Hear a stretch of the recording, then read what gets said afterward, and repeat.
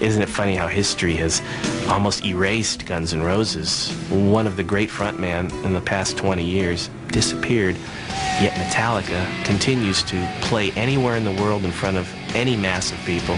Comes out with a new record which will always go platinum. They are the Led Zeppelin of this generation. Released from the hospital the day after the Montreal riot, Hetfield began a painful ritual of 90-minute therapy sessions. Weeks would pass before he could make a fist, let alone play guitar. This is not going to bring us down, you know. This is going to take a lot more than that to stop Metallica. We got a friend out to fill in. It's like, you know, I could still sing. At the time, it was like he wasn't sure that he was going to ever play again.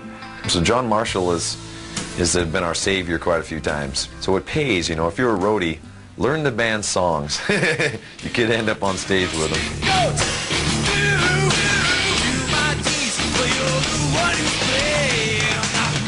He was very, very, very motivated to heal himself as quickly as possible. And James is the kind of guy who doesn't like letting people down.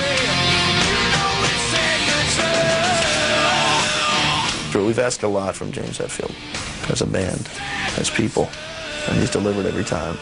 It was always, I'm going to play. This is my life, and I don't care what happens. I'm going to continue. After 2.5 years of non-stop touring, in the summer of 1994, Metallica agreed to take a long overdue open-ended break. Kirk studied film and Asian arts at San Francisco State. Lars pursued scuba diving and immersed himself in the art scene. Jason created new music projects, and James pursued his own hobbies. Safer hobbies like hunting, and now I got a motorcycle, hot rods, and, you know, wakeboarding, snowboarding. Plenty of outdoor danger. I love it. Live for it. When they reunited a year later in late 1995, they were stronger than before. In the studio, there was a sense of revitalization and a new spirit of collaboration. There was a total sense of respect and a total sense of being at ease with what the other person was bringing into it.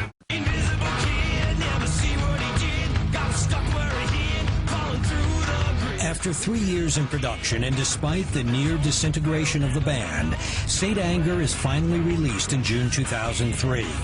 Although it debuts at #1 in America and the title track wins a Grammy, the album received harsh criticism. Overthought, beyond belief. The album contained no guitar solos from Kirk Hammett. I may be in the minority, but I like Saint Anger a lot. You know, it's all riff. The band got down to the process of promoting the album. They found the perfect location for the Saint Anger music video, San Quentin Prison. It fit in perfect with my vision of the song and the lyrics. Anger just come out sideways, you know, the wrong way instead of a healthy way. Both James Hetfield and Metallica had teetered on the edge of their own personal precipice, and they were now ready to return to the safety of the stage. The next 2 years saw Metallica doing what they love best, playing live on tour. Thank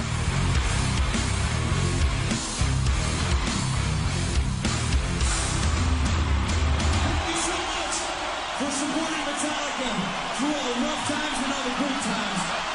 The band spent the 2 years of touring and a year break, writing songs for a new album. Then another shock for Metallica fans. In 2006, Metallica announced that after 15 years in the chair, Bob Rock would not be producing their next album. In stepped legendary producer Rick Rubin.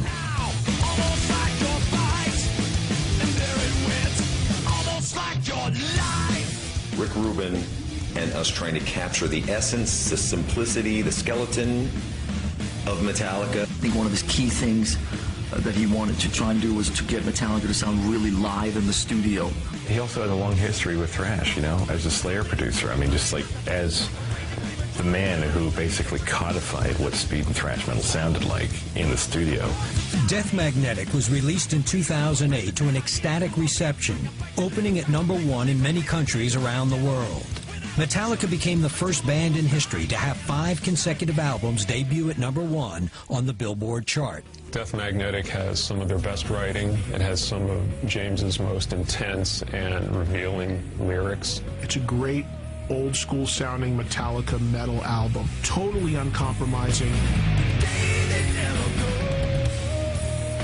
The return of Kirk Hammett playing solos is a huge triumph.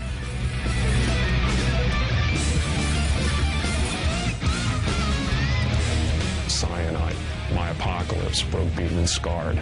On top of all that is some of the best riffs they've ever written. The performances are fantastic. You know, just throw away the rules and don't give a damn what anybody else thinks.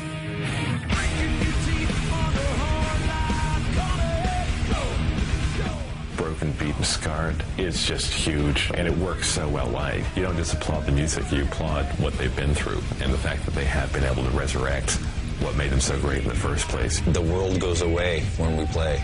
There can be no bad.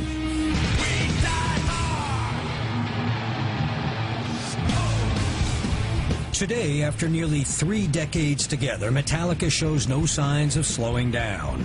With Death Magnetic, they had re-established themselves as the greatest force in heavy metal. And the rock and roll establishment finally agreed too. It is my sincere honor to induct you all into the Rock and Roll Hall of Fame. You know what? Remember one thing. This is really all about you people up on the balcony. Just remember that. In recognition of his enormous contribution to the success of the band, Metallica included Jason Newsted in the induction ceremony. Thank you for giving me the opportunity to share the experiences of these amazing, bountiful decades of heavy metal ambassadorship. I want to thank Lars for calling me so we can include each other in our dreams of being in the greatest heavy metal band in the world. Thank you. Metallica had smashed open the doors to a Hall of Fame previously locked to a legion of heavy rock bands.